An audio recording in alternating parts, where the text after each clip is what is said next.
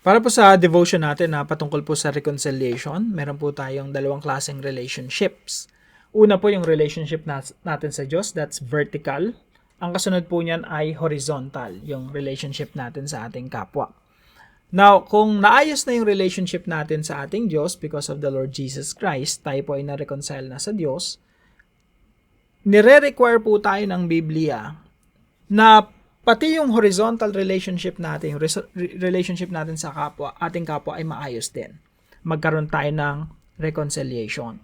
Kaya po sinasabi ng Diyos dito sa Matthew chapter 5 verse 23 to 24, if you are offering your gift at the altar, sumasamba ka sa Diyos, you're worshiping God, nag-aalay ka sa altar, and there you remember that your brother or sister has something against you, leave your gift there in front of the altar, first go and be reconciled to them, then come and offer your gift.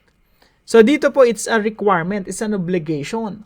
Na okay, maayos na yung relationship mo sa Diyos, sumasamba ka na sa Diyos, nanumbali ka sa Diyos, pero sabi rito, kung ikaw pupunta ka sa nag-aalay ka sa altar, iwan mo muna yon, makipag-reconcile ka muna sa iyong kapwa. Ibig sabihin, sa harapan ng Diyos, it's a must. It's a requirement.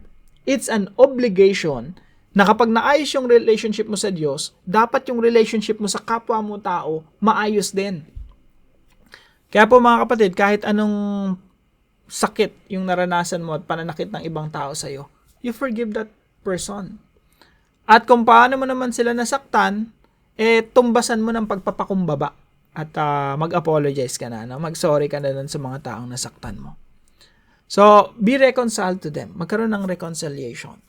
Kasi po yung Diyos natin, nire-require tayo na magkaroon ng reconciliation sa ating kapwa. Kung meron mang mga tao na pinapaisip sa iyo yung Diyos right now, kausapin mo na. No? Kausapin mo yung mga tao na yon. You apologize, or kung sila man ang nagkasala sa iyo at ayaw nilang humingi ng tawad, you start the friendly conversation with them na kahit di sila humingi ng tawad, you still want to reconcile with them. Na magkaroon pa rin ng kapayapaan sa kanila. Again, iwan ko po sa inyo itong verse na to, Romans chapter 12 verse 18. If it is possible, posible naman yon, no? You reconcile with people who do not want to apologize. It's not impossible. It is possible. So, as far as it depends on you, live at peace with everyone. At least meron ka ng clear conscience na ginawa mo yung part mo. Kahit ngayon, kung tumanggi sila, ayaw nila makipagkasundo sa'yo, ang mahalaga, ginawa mo na yung part mo. You did your best to reconcile with them. So, hindi na natin to devotion na to. Chat mo na sila. God bless you po.